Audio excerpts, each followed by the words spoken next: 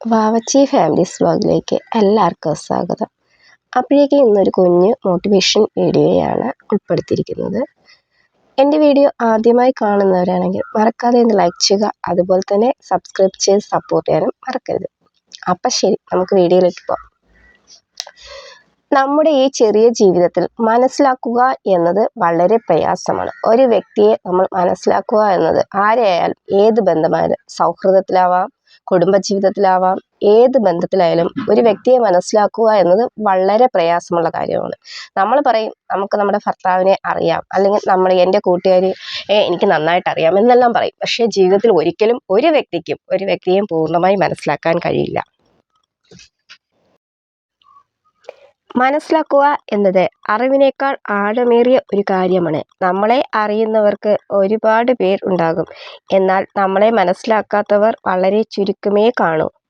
നമ്മുടെ ജീവിതത്തിൽ നമ്മൾ ജീവിച്ചിരിക്കുമ്പോൾ എങ്ങനെ ജീവിച്ചിരുന്നു എന്ന് അന്വേഷിക്കാൻ ഒരു വ്യക്തിയും ഈ ലോകത്ത് കാണത്തില്ല. പക്ഷേ നമ്മൾ മരിച്ചുപോയെന്നറിഞ്ഞാലോ എല്ലാവരും, ബന്ധുക്കളായാലും ആരായാലും, അവരുടെ എല്ലാ ആവശ്യങ്ങളെയും മാറ്റിവെച്ച് ഓടി വരും. എപ്പോഴാ അപ്പോൾ അവരെല്ലാവരും ചോദിക്കുന്ന ഒരേ ഒരു ചോദ്യം, എപ്പോഴാ ബോഡി എടുക്കുന്നത്, ഒന്ന് മുഖം കാണാൻ പറ്റുമോ എന്ന് ചോദിക്കും.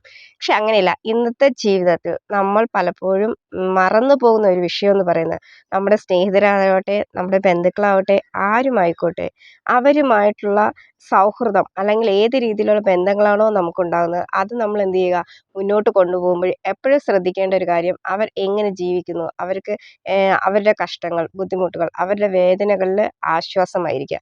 എപ്പോഴും നല്ലൊരു സുഹൃത്ബന്ധം എന്നത് അവരുടെ സന്തോഷത്തിൽ കൂടെ നിന്ന് ചിരിക്കുന്ന വ്യക്തിയല്ല, അവരുടെ സങ്കടത്തിൽ കൂടെ തണലേകുന്ന വ്യക്തിയാണ് ഏറ്റവും നല്ല സൗഹൃദം എന്നതും ഏറ്റവും നല്ല ബന്ധമെന്നതും.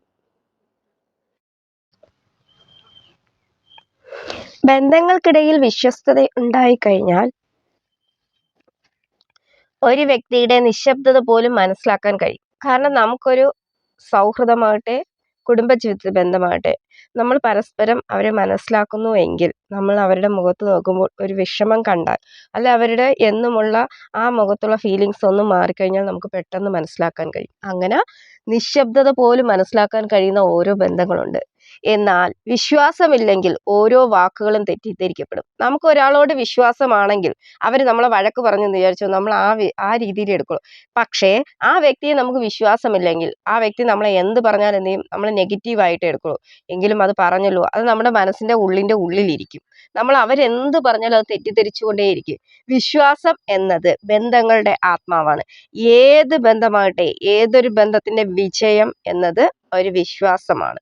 വിശ്വാസമില്ലേ അവിടെ എന്ത് ചെയ്യാം, എത്ര വലിയ തീവ്രമായ ബന്ധമായാലും ശരി, അവിടെ നഷ്ടമാകും. അപ്പോഴേക്കും നമ്മുടെ ജീവിതത്തിൽ നമ്മൾ ഓരോരുത്തരും നേടിയെടുക്കേണ്ട ഒന്നെന്ന് വെച്ചാൽ പരസ്പര വിശ്വാസം. അത് കുടുംബജീവിതത്തിലാവട്ടെ, സൗഹൃദത്തിലാവട്ടെ, സഹോദര ബന്ധങ്ങളിലാവട്ടെ, നമുക്ക് പരസ്പരം അങ്ങോട്ടും ഇങ്ങോട്ടും വിശ്വാസമുണ്ടെങ്കിൽ നമ്മുടെ ജീവിതത്തിൽ നമ്മൾ ചെയ്യുന്ന എല്ലാ കാര്യവും നല്ല പോസിറ്റീവായിട്ടിരിക്കും. പക്ഷെ നമുക്ക് പരസ്പരം അങ്ങോട്ടും ഇങ്ങോട്ടും വിശ്വാസമില്ലെങ്കിൽ എല്ലാം നെഗറ്റീവായിത്തീരും. അപ്പോൾ ഓക്കെ, അടുത്ത വീഡിയോയിൽ വീണ്ടും കാണാം. Bye bye.